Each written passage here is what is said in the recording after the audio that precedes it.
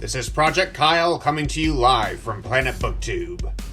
If I seem a little on edge right now, that is because today we're going to be exploring a very deep psychological topic. 7 on Sundays, books that made me angry. These aren't necessarily books that I hated, although I will admit most of these books on this list I did. However, these are more books that had subjects or characters that just really brought out the fiery rage in me while I was reading. So, without further ado, let's get this started. To begin our journey, we would like to start with Unearthed by Amy Kaufman and Megan Spooner. This book had me hyped from day one. Just the cover alone was beautiful, and it was a sci-fi adventure, which kind of gave me the vibe of sci-fi Indiana Jones. I love reading adventure books, especially when they have a lot of action scenes, because I have a short attention span, so the fact that this was in 2 genres that I loved really got me excited over it. So you can imagine my disappointment when I started listening to this book on Audible, and although it had potential to be this very detailed book exploring this beautiful alien world with wonderful characters and amazing action scenes, it was literally drowned by the cringeworthy romance of the 2 lead characters. And no, this was not one that developed over time. They threw this in your face from chapter 1, and as you can imagine, it absolutely destroyed the book. Unearthed was a great example of what not to do with a romantic subplot. You just don't force it into your reader's face. It wasn't done right, it was cringeworthy, it was painful to read, and it completely drowned out all the amazing stuff that was going on through the story. Unearthed was a book with amazing potential, and I really wish it could have lived up to that, but in the end, I ended up giving it a 2-star read because the romance was so forced and so bad. Next on my list is Legendary by Stephanie Garber. This was the sequel to Caraval, one of the most amazing books I have ever read. Caraval explores this fantasy world that is just breathtaking and imaginative. Everything about it is just alive. It gave us some new ideas that we haven't read before, and I appreciate that very much. Although some people had different takes about the characters and the ending of Caraval, overall I felt it was the perfect read, and if they had just ended it right there, it would have been okay. It would have been okay.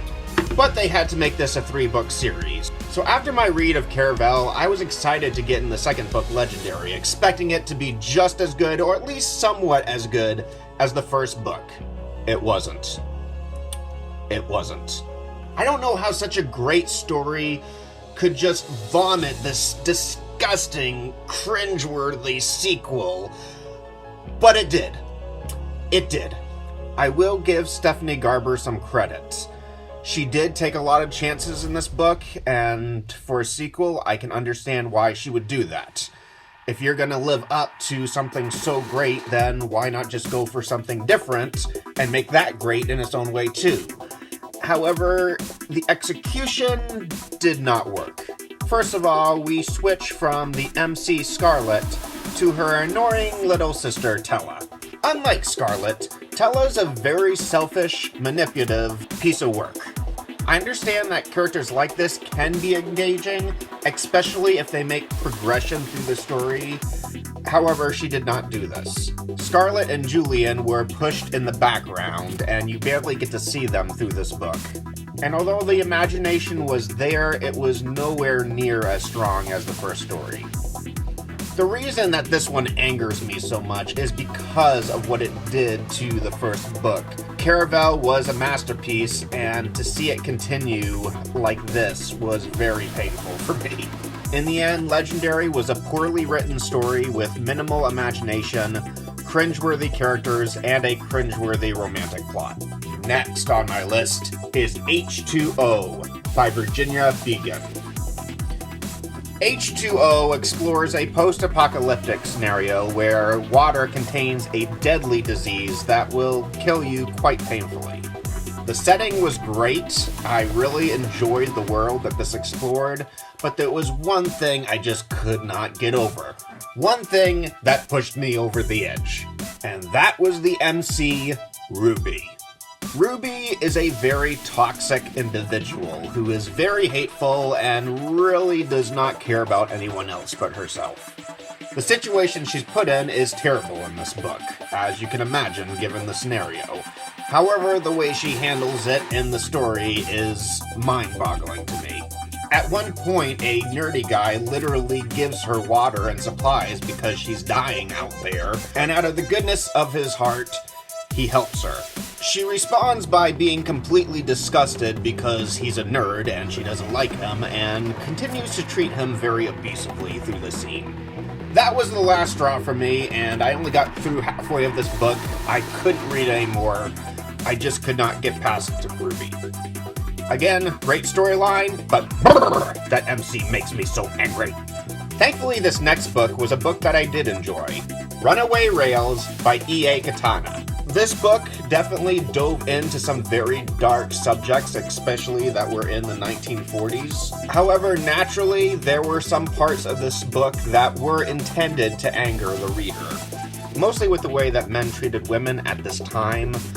It was very disrespectful and really downgrading. But the worst was the lead villain. The lead villain in this story was complete garbage. Manipulative, emotionally abusive, and did things that were just downright disgusting. This man was a predator in every sense of the word. I so wanted to strangle this guy in the climax of the story. Although I won't give any spoilers, this anger actually made the story better, and I will give E.A. Katana a lot of credit for executing it in this way. But it made me angry. It made me very angry. Next on our list is Daughter of the Pirate King by Teresa Lavenseller. I apologize if I pronounced her name wrong. I'm going to be a little bit careful with this one because I understand there's a lot of people who enjoyed this book. Alosa is considered a strong woman MC, and I have to agree. I think she's a strong main character. But again, like Unearthed, this book was completely destroyed by a cringeworthy romance. The thing that angered me most, though, which is kind of funny, is the historical inaccuracy of pirates. I went to a pirate museum in Florida. I got to learn quite a bit about them and how they operated. And this was so far off from the truth that it just angered me. If you like this book, then great. I'm not gonna really say whether you should or shouldn't. But it definitely ticked me off, and I just couldn't get over it. Next on my list is Rise of the Six by Matt Ryan. Oh boy, did this one make me mad. Okay, so the beginning of the story was very well done. The characters were well written, they were believable. It was a YA book that actually featured teenagers. Teenagers being teenagers, not teenagers being 32-year-old adults. When I read the synopsis of the book, it seemed like an amazing read. It was a sci-fi novel that involved aliens and these creatures that were very dangerous and would stalk you in the woods. And for the first few chapters, that is exactly what it featured. However, for whatever reason, the author decided to randomly put these characters in an alternate reality. The characters left the story that we were promised in the blurb of the book and went to a completely new post-apocalyptic universe. The story went from this very unique read to a very typical zombie novel.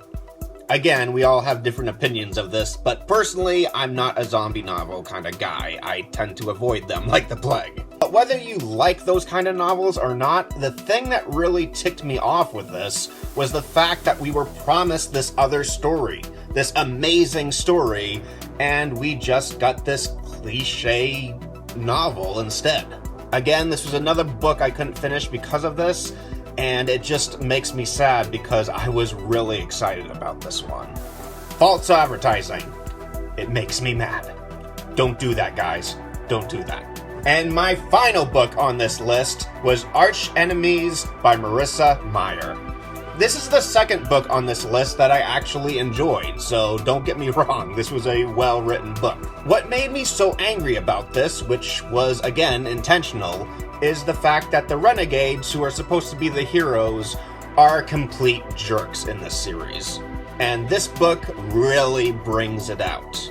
You get to see a once honorable group of superheroes become these manipulative political villains that put on the hero facade. And I applaud Marissa Meyer for doing that.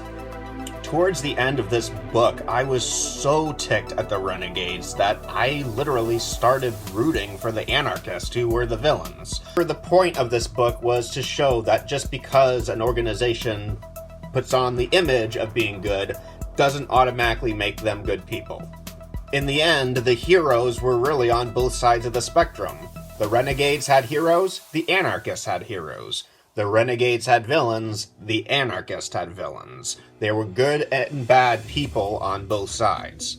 But as amazing as this book was, the hypocrisy of the renegades, it got to me. It really got to me. And we're done! To all my viewers, thank you so much for watching. My science fiction book, Deep Cosmos, is available on ebook and paperback. I will send the Amazon link below. If you like this video, please push the like button, and if you want to see more videos, then consider pushing the subscribe button. On that note, this is Project Kyle signing off. Farewell.